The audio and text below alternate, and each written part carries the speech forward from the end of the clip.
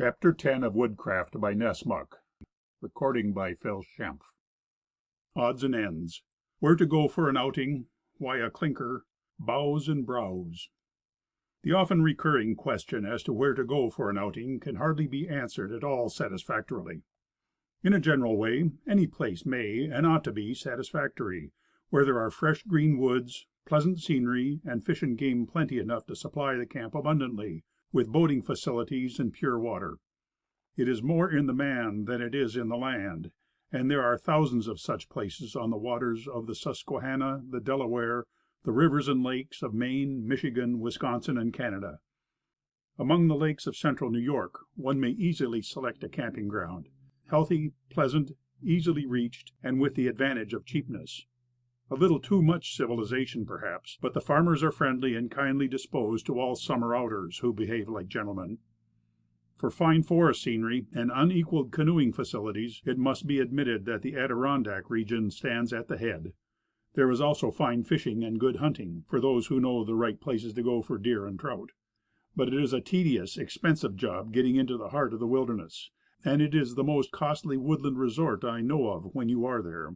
You can keep expenses down, and also have a much better sport, by avoiding the hotels and going into camp at once and staying there. The best way is for two men to hire a guide, live in camp all together, and divide the expense. All along the Allegheny range, from Maine to Michigan, and from Pennsylvania to the provinces, numberless resorts exist as pleasant, as healthy, as prolific of sport as the famed Adirondacks, and at half the cost. But for an all-summer canoe cruise, with more than 600 accessible lakes and ponds, the northern wilderness stands alone. And as a wealthy Cockney once remarked to me in Brown's Tract, it's no place for a poor man. And now I will give my reasons for preferring the clinker-built cedar boat or canoe to any other. First, as to material. Cedar is stronger, more elastic, more enduring, and shrinks less than pine or any other light wood used in boat siding. As one of the best builders in the country says, it has been thoroughly demonstrated that a cedar canoe will stand more hard knocks than an oak one, for where it only receives bruises, the oak streets will split, and he might add, the pine will break. But I suppose it is settled beyond dispute that white cedar stands at the head for boat streaks. I prefer it then, because it is the best, and I prefer the clinker because it is the strongest, simplest, most enduring, and most easily repaired in case of accident. To prove the strength theory, take a cedar or pine strip 8 feet long and 6 inches wide. Bend it to a certain point by an equal strain on each end, and carefully note the result. Next, strip it lengthwise with a rip saw. Lap the two halves an inch, and nail the lap as in boat building. Test it again, and you will find it has gained in strength about 20%. That is the clinker of it. Now work the laps down until the strip is of uniform thickness its entire length, and test it once more. You will find it much weaker than on first trial. This is the smooth skin, sometimes called lap streak. The clinker canoes, are easily tightened when they spring a leak through being rattled over stones in rapids. It is only to hunt a smooth pebble for a clinch head, and settle the nails that have started with the hatchet, putting in a few new ones if needed. And they are put together, at least by the best builders, without any cement or white lead, naked wood to wood, and depending only on close work for waterproofing. And each pair of strips is cut to fit and lie in its proper place without strain. No two pairs being alike, but each pair, from garboards to the upper streak, having easy, natural form for its destined position. The veneer canoes are very fine, for deep water, but a few cuts on sharp stones will be found ruinous, and if exposed much to weather they are liable to warp. The builders understand this, and plainly say they prefer not to build fine boats for those who will neglect the proper care of them. The paper boat also will not stand much cutting on sharp stones, and it is not buoyant when swamped, unless fitted with water-tight compartments, which I abhor. The canvas is a rather loggy, limp son of craft, to my thinking, and liable to drown her crew if swamped. But each and all have their admirers, and purchasers as well, while each is good in its way, and I only mention a few reasons for my preference of the cedar. When running an ugly rapid or crossing a stormy lake, I like to feel that I have enough light, seasoned wood under me to keep my mouth and nose above water all day, besides saving the rifle and knapsack, which, when running into danger, I always tie to the ribbing with strong linen line, as I do the paddle also. giving it about line enough to just allow free play. I am not, to use a little modern slang, going to give myself away on canoeing, or talk of startling adventure, but, for the possible advantage of some future canoeist, I will briefly relate what happened to me on a certain windy morning one summer. It was on one of the larger lakes, no matter which, between Paul Smith's and the Fulton chain. I had camped overnight in a spot that did not suit me in the least, but it seemed the best I could do then and there. The night was rough, and the early morning threatening. However, I managed a cup of coffee, tied in, and made a slippery carry of 2 miles a little after sunrise. Arrived on the shore of the lake, things did not look promising. The whirling, twirling clouds were black and dangerous looking. The crisp, dark waves were crested with spume, and I had a notion of just making a comfortable camp and waiting for better weather. But the commissary department was reduced to 6 Boston crackers, with a single slice of pork, and it was 12 miles of wilderness to the nearest point of supplies, 4 miles of it carries included. Such weather might last a week, and I decided to go. For half an hour I sat on the beach, taking weather notes. The wind was northeast. My course was due west, giving me 4 points free. Taking 5 feet of strong line, I tied one end under a rib next the keelson, the other around the paddle. Stripping to shirt and drawers, I stowed everything in the knapsack, and tied that safely in the forepeak. Then I swung out. Before I was half a mile out, I fervently wished myself back, but it was too late. How that little corky light canoe did bound and snap, with a constant tendency to come up in the wind's eye, that kept me on the qui vive every instant. She shipped no water, she was too buoyant for that, but she was all the time in danger of pitching her crew overboard. It soon came to a crisis. About the middle of the lake, on the north side, there is a sharp, low gulch that runs away back through the hills, looking like a level cut through a railroad embankment. And down this gulch came a fierce thunder gust that was like a small cyclone. It knocked down trees, swept over the lake, and caught the little canoe on the crest of a wave, right under the garboard streak. I went overboard like a shot, but I kept a grip on the paddle.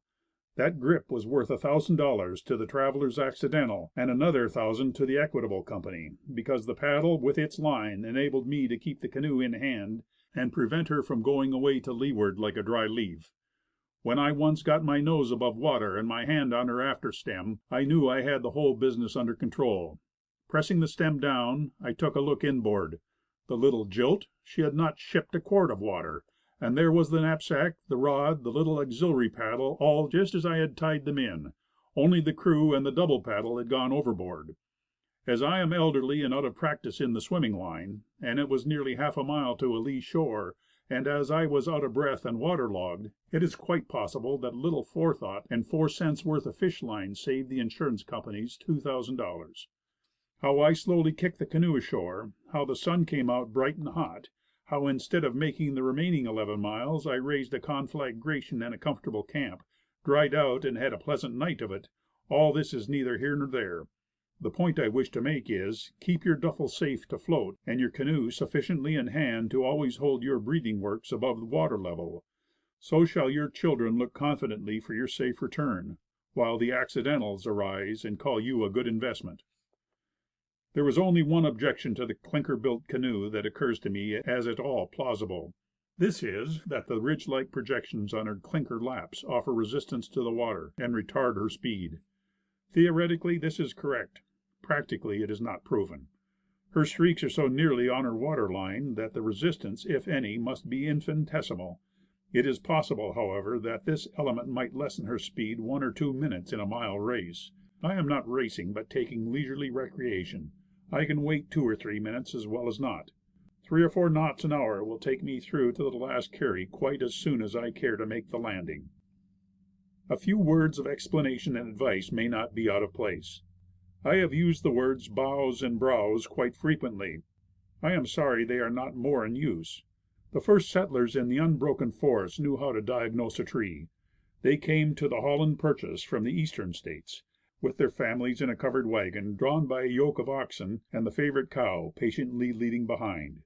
They could not start until the ground was settled, sometime in May, and nothing could be done in late summer, save erect a log cabin and clear a few acres for the next season.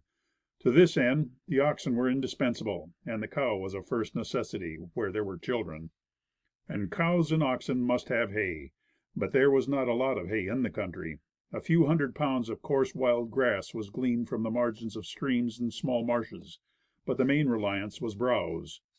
Through the warm months the cattle could take care of themselves, but when the winter settled down in earnest, a large part of the settler's work consisted in providing browse for his cattle. First and best was the basswood (linden). Then came maple, beech, birch, and hemlock. Some of the trees would be nearly 3 feet in diameter, and when felled, much of the browse would be 20 feet above the reach of cattle, on the ends of huge limbs. Then the boughs were lopped off, and the cattle could get at the browse. The settlers divided the tree into logs, limbs, boughs, and browse. Anything small enough for a cow or deer to masticate was browse, and that is just what you want for a camp in the forest. Not twigs that may come from a thorn, or boughs that may be as thick as your wrist, but browse which may be used for a mattress, the healthiest in the world.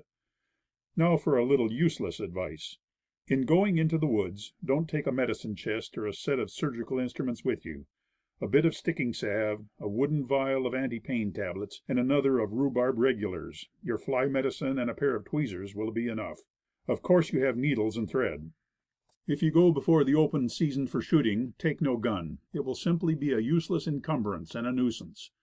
If you go to hunt, take a solemn oath never to point the shooting end of your gun toward yourself or any other human being. In still hunting, swear yourself black in the face never to shoot at a dim moving object in the woods for a deer, unless you have seen that it is a deer. In these days there are quite as many hunters as deer in the woods, and it is a heavy, wearisome job to pack a dead or wounded man 10 or 12 miles out to a clearing, let alone that it spoils all the pleasure of the hunt, and is apt to raise hard feelings among his relations. In a word, act coolly and rationally. So shall your outing be a delight in conception and the fulfillment thereof, while the memory of it shall come back to you in pleasant dreams, when legs and shoulders are too stiff and old for knapsack and rifle. That is me. That is why I sit here to night, with the strong wind and sleet rattling the one window of my little den, writing what I hope younger and stronger men will like to take into the woods with them, and read. Not that I am so very old. The youngsters are still not anxious to buck against the muzzle loader in off hand shooting. But in common with 1,000 other old graybeards, I feel that the fire, the fervor, the steel, that once carried me over the trail from dawn till dark is dulled and deadened within me. We had our day of youth and May. We may have grown a trifle sober, but life may reach a wintry way, and we are only in October. Wherefore, let us be thankful that there are thousands of cool, green nooks beside crystal springs, where the weary soul may hide for a time, away from debts, duns, and deviltries, and awhile commune with nature in her undress. And with kindness to all true woodsmen, and with malice toward none, save the trout hog, the netter, the cruster, and skin butcher, let us prepare to turn in. End of Chapter 10. End of Woodcraft by Nessmuk.